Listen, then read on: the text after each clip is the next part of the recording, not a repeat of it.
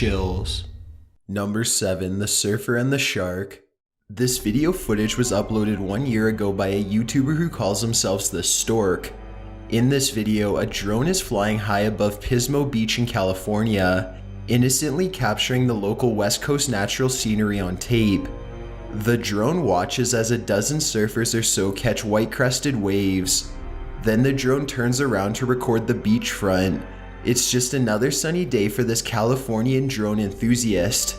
That is, until an unexpected guest arrives. The drone turns around again to watch the surfers some more, and that's when it sees a shadowy figure that is lurking just below the water's surface. The shadow is a little hard to make out at first, but there is no mistaking that it's an animal of some sort. The way its tail moves from side to side is a dead giveaway that this is not a friendly dolphin, but rather a shark. None of the surfers notice at all as the shark curiously mills all around them, now only meters away. The drone itself is just as helpless too, completely unable to warn any of them of the grave danger that they were in. One of the surfers starts to swim deeper into the ocean to catch a wave, and the shark starts heading in that very same direction. The drone follows the action and zooms in on them both. You can only see the surfer sitting on his board as the shark inches closer and closer. The surfer appears completely oblivious to what's about to happen as he kicks his feet below, patiently waiting for a wave to ride back. A wave finally does come and the surfer shoots off just before the shark can get close enough to make a meal of him. As he escapes, the shark goes to where the surfer last was and lingers there for a bit longer. Then for some reason it decides to head very fast towards the shoreline as if to follow the surfer. It stops for a moment. It's almost as if it had lost the surfer's trail. Believe it or not, sharks are actually not big fans of eating human flesh. They prefer the taste of much different prey such as fish and seals. However, sharks have been known to curiously take a bite out of humans from time to time just to see how they taste. In most cases, an arm or a leg is the right size for a sampler. If that was the shark's intent, then this surfer was extremely lucky to have caught the wave when he did. He probably has no idea how close he came to becoming a test bite. Maybe he went directly back into the water after the footage ended, still unaware of the threat deep below.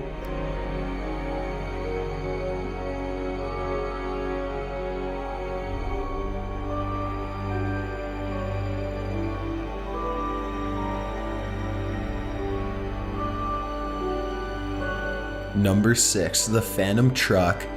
This footage comes from one of the longest tunnels in Russia, which is also one of the leakiest tunnels as well, not a good combination at all. Crashes happen here very often as a result, and there's plenty of surveillance footage to go along with as cars, vans, and even buses hit the slippery road and careen straight into walls. There's one brutal accident in particular, however, that's completely unexplainable. On the day of the accident, the road surface is actually dry for once and traffic is flowing smoothly. A large truck is seen heading in the far right lane when, all of a sudden, a second truck heading in the opposite direction hits the first one on the right side dead on.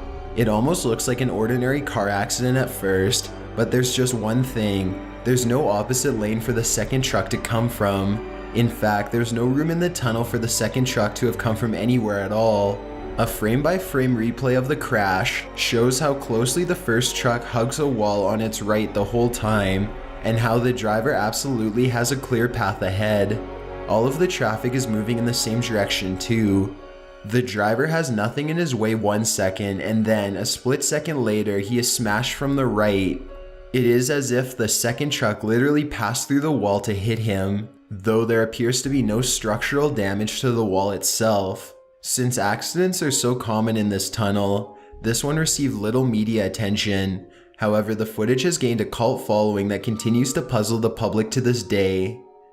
Have there been so many accidents in this tunnel that it's now cursed? Or is there some other explanation for this infamous Russian phantom truck? Number 5. Tea Time from Beyond the Grave.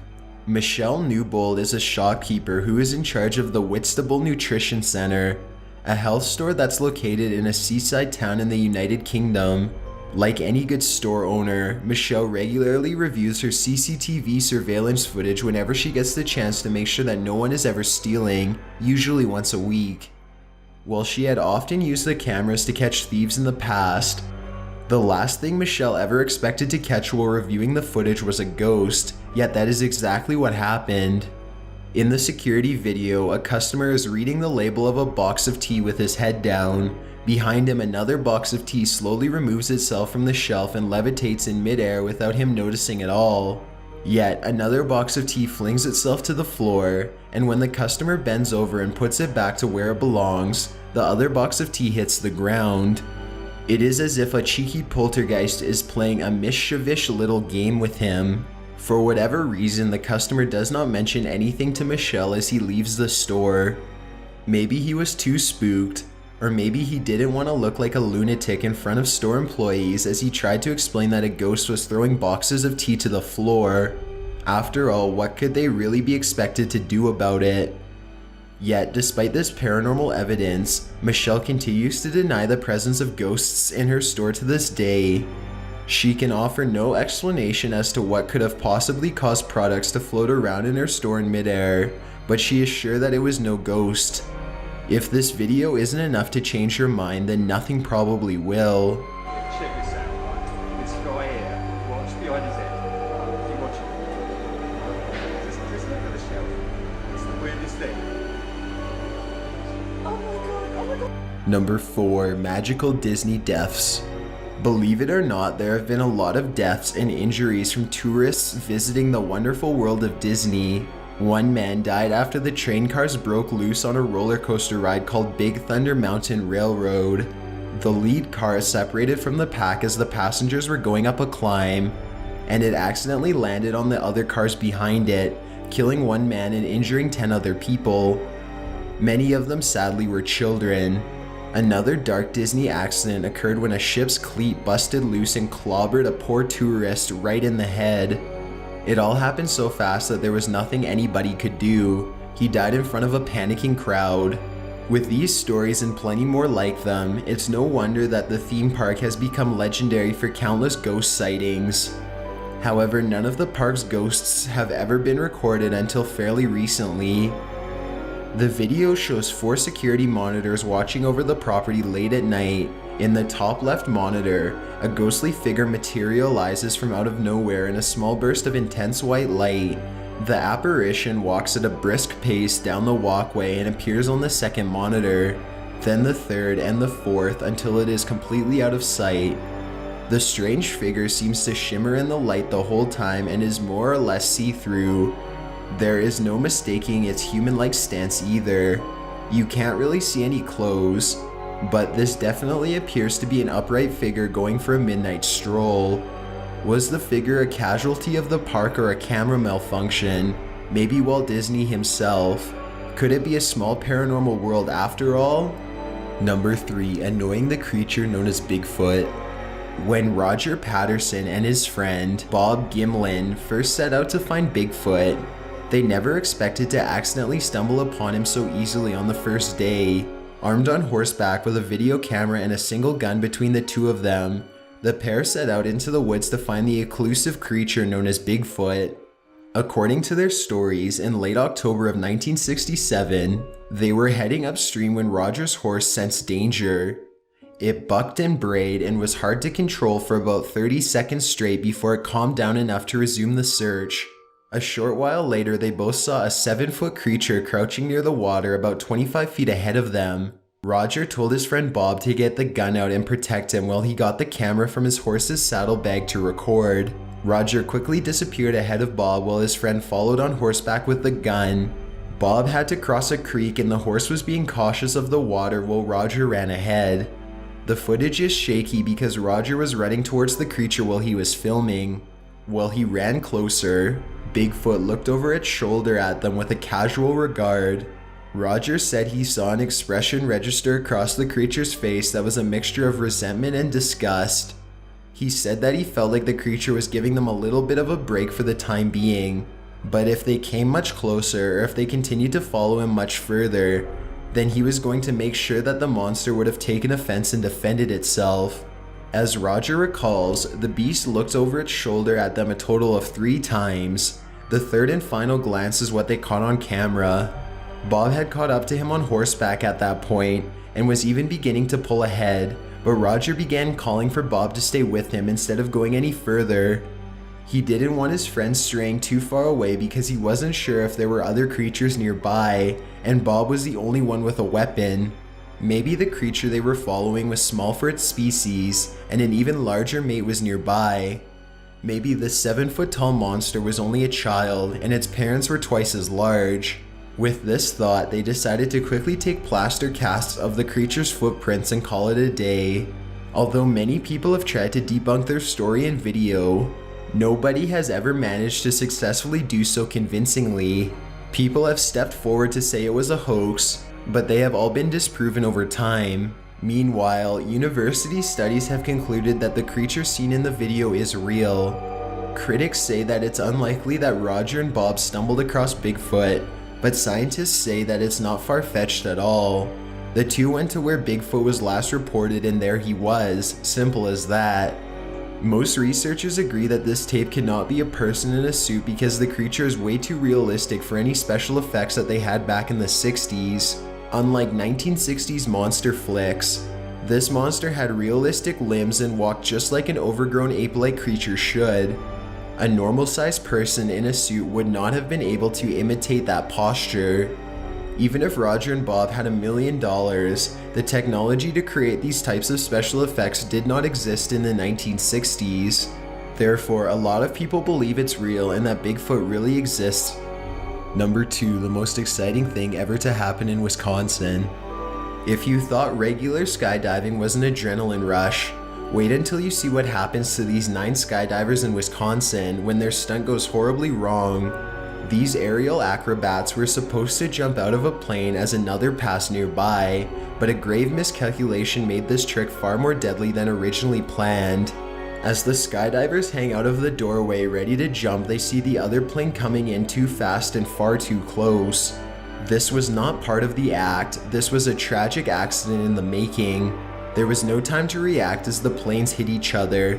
Daniel Chandler was in the worst possible spot of them all at the time. When the planes slammed into each other in midair, both of the wings instantly ripped off of the plane he was in. Daniel could hear the whiz of the propeller nearly cut him in half. He had to leap forward to survive. The massive explosion is all caught on tape. Aside from some initial swearing, there isn't much time to think. Fire surrounds them all as the pilot screams at them to go. One of the skydivers checks to make sure the pilot is alright as the rest all jump in unison. Looking up, the helmet catches debris following all around them. Any piece of the explosion could severely injure them as it fell, or worse, it could strike a hole in their parachute and send them plummeting to the earth. Maneuvering through the falling debris is no easy task.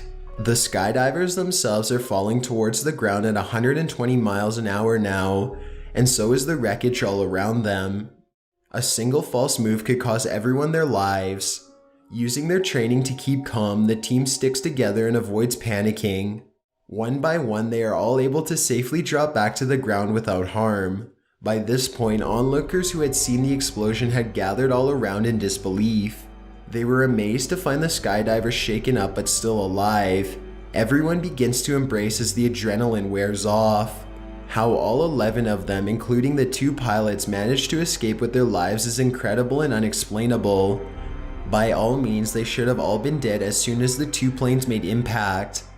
The pilot of the lead plane escaped via parachute too, which takes a lot of skill, but get this, the other pilot was able to perfectly land his damaged plane at a nearby airport.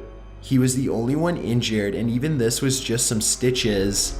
Luckiest of all, not a single pedestrian was harmed by the flaming hunks of metal raining from the sky. Imagine having survived all of that, only to be killed on the ground moments later by a falling plane part. It could have easily happened. Investigators still are not sure what caused the accident to begin with, but they believe that the lead plane may have displaced the air for the plane behind it, much like the choppy wake that's caused from 2 boats on the water. No criminal charges were filed. You think that this would be the end of their enthusiasm for skydiving, but despite nearly dying in a fiery crash, not a single one of the skydivers says that they are afraid to jump again. In fact, one of them even admitted to being more afraid of spiders than skydiving. Another skydiver admits that while he has done nearly 1,000 jumps in his career, this is the one he will remember the most.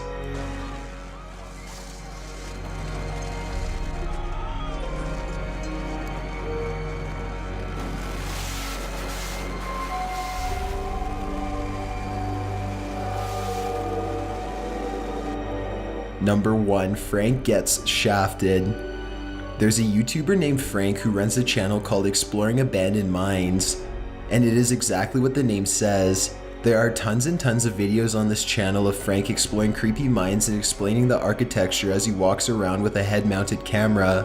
Before we go any further with the number 1 video on this list though, let me just say that Frank has a long history of serious videos, I mean dozens upon dozens of them, where nothing out of the ordinary happens, and he generally comes across like an honest guy who does not seem like the type of person to play a prank at all whatsoever. With that said, of all of the very legitimate looking videos on his website, there are 2 videos in particular that stand out from the rest. These are the 2 videos that document his paranormal experiences while he was at an abandoned mine in Nevada. In 2013, Frank decided to explore the abandoned Hornet Mine. At first he writes that this mine shaft is from the 1800s, but after doing some more research later on, he says in one of the videos that he found out it was actually from the 1970s or 1980s.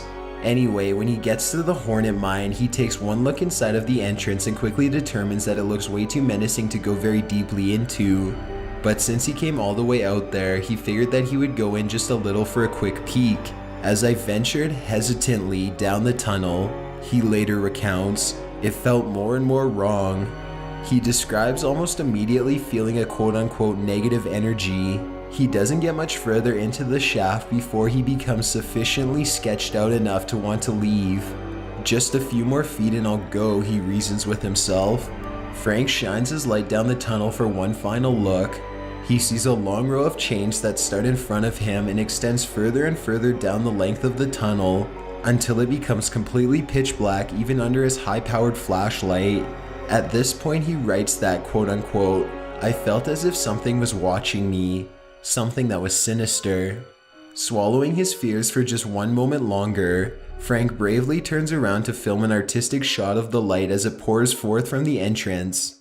When he turns back around, however, he is horrified to come face to face with plenty of evidence that he's not alone. All of the chains were motionless before he turned around, but now, one of the chains in the far back is swinging wildly as 2 closer chains sway slightly as well. It's as if something from deep within the mine had been running towards him at a fast rate of speed and then had slowed down as it got closer. Frank feels the temperature drop all around him and wisely decides to get out of there fast. However, Frank was brave enough to return to the Hornet Mine next year to conquer his fears once and for all. This time he was determined to go all the way to the back of the mine, and what he experienced when he got there was a million times more scary and surreal than anything from his first foray. Frank should have known trouble was afoot when a thick mist appeared out of nowhere and surrounds him about 5 minutes into the video. But he chooses to ignore it and continues to talk about the Hornet Mine's history and design at length while traveling deeper. He reaches the end of the mine shaft without much trouble at all, and he is taking a final shot of the area when something utterly insane and not of this world interrupts him. Out of nowhere, a haunting voice echoes all around Frank. In terms of volume, the voice sounds distant, but also somehow close at the same time. The voice is heavily annoyed, as if they are giving Frank a ghostly lecture, or even giving him one final warning. Frank's reaction is very authentic during these horrible events. He cusses without thinking at first, then he stops to listen for only a moment more. When the voice starts to talk to him some more, he immediately turns around to leave instead of sticking around. It really does not seem like he is acting in the slightest bit. As Frank is leaving, the voice finishes talking, and Frank hears other strange noises. He describes these noises as machinery, but other YouTubers have commented that it definitely sounds like a French police horn, which would have absolutely no place in a Nevada mine, and only makes this video even stranger. Viewers also note that the voice sounds like a woman speaking English, but with a very strong French accent. After listening to the video countless times, this is what they agree she says. Why trespass? Are you prepared to die? Who are you? You went too forward near us. Now go. Frank certainly did go after that. He headed straight out of the mine shaft and onto YouTube, where he uploaded the haunting footage that would eventually make #1 of this week's Chills. I don't know why that one chain is swinging back there. Don't know if you can see that in the video or not. What the f*** is that?